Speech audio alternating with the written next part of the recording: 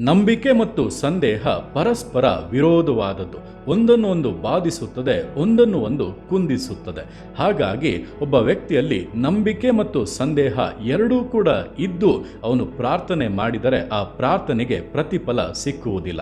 ದೇವರ ವಾಕ್ಯವು ಹೇಳುತ್ತದೆ, ಸ್ವಲ್ಪವೂ ಕೂಡ ಸಂದೇಹ ಪಡದೆ ನಂಬಿಕೆಯಿಂದ ಬೇಡಿಕೊಳ್ಳಬೇಕು ಎಂಬುದಾಗಿ.